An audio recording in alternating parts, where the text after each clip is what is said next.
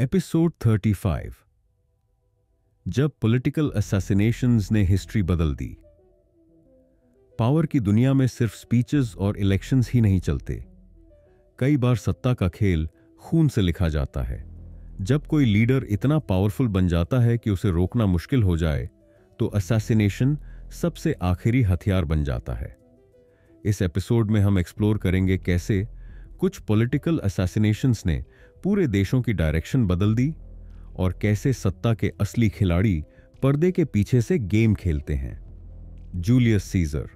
जब बिट्रेयल ने Roman empire का रास्ता खोला, जूलियस सीजर रोमन रिपब्लिक का सबसे ताकतवर लीडर बन चुका था, लेकिन उसकी पावर खुद उसके एलाइज को खतरनाक लगने लगी। उसने रोम को एनिमीज से बचाया और अपनी रूल को एक्सपैंड किया। उसने खुद को एक डिक्टेटर फॉर लाइफ बना लिया, जो सेनेट को पसंद नहीं था।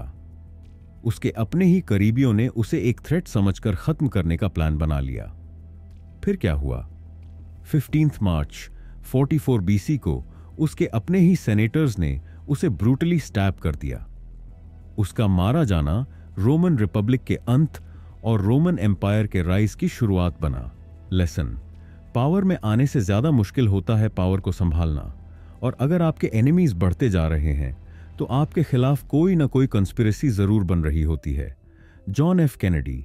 जब एक बुलेट ने अमेरिकन पॉलिटिक्स को बदल दिया। जॉन एफ कैनेडी सिर्फ अमेरिका का प्रेसिडेंट नहीं, बल्कि एक सिंबल ऑफ होप बन चुके थे। लेकिन उनकी पॉलिसीज और डिसीजंस कई पावरफुल लोगों को पसंद नहीं थे। उन्होंने CIA और मिलिट्री एस्टैब्लिशमेंट को चैलेंज करना शुरू कर दिया। वो फेडरल रिजर्व सिस्टम को चेंज करने की कोशिश कर रहे थे। कोल्ड वॉर के बीच उनके पीस एफर्ट्स कई लोगों के बिजनेस और पॉलिटिक्स के लिए खतरा बन रहे थे। फिर क्या हुआ? 22 नवंबर 1963 को डैलस टेक्सास में JFK को स्नाइपर शॉट से मार दिया गया। आज तक ये डिबेट चल रही है कि ये सिर्फ एक लोन शूटर का काम था या फिर कोई डीप कॉन्स्पिरेसी थी। लेसन: जब कोई लीडर स्टेटस क्वो को बदलने की कोशिश करता है तो उसके खिलाफ हिडन फोर्सेस एक्टिवेट हो जाती हैं। इंदिरा गांधी।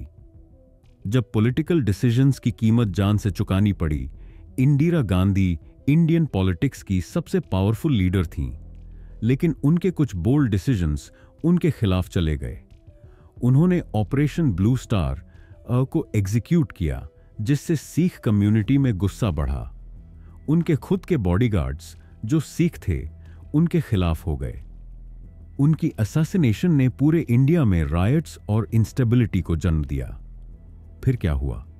31 अक्टूबर 1984 को उनके ही बॉडीगार्ड्स ने उन पर गोलियां चला दी। लेसन: जब पॉलिटिक्स में रिलीजियस एंड एथनिक इश्यूज को हैंडल नहीं किया जाता तो उसका रिएक्शन बहुत वायलेंट हो सकता है। Martin Luther king junior. जब एक वॉइस को साइलेंस कर दिया गया, मार्टिन लूथर किंग जूनियर ने सिविल राइट्स मूवमेंट को एक नया डायरेक्शन दिया था। लेकिन इक्वालिटी और जस्टिस की उनकी लड़ाई कई पावरफुल ग्रुप्स के खिलाफ जा रही थी। उन्होंने अमेरिका में रेसिज्म और इनजस्टिस के खिलाफ सबसे बड़ा मूवमेंट खड़ा किया। उनकी स्पीचेस और लीडरशिप से मिलियंस ऑफ पीपल को इंस्पिरेशन मिल रही थी। लेकिन कुछ लोगों को यह पसंद नहीं था कि अमेरिका की पावर स्ट्रक्चर को चैलेंज किया जाए। फिर क्या हुआ? 4 अप्रैल 1968 को उन्हें मेम्फिस, टेनेसी में गोली मार दी गई।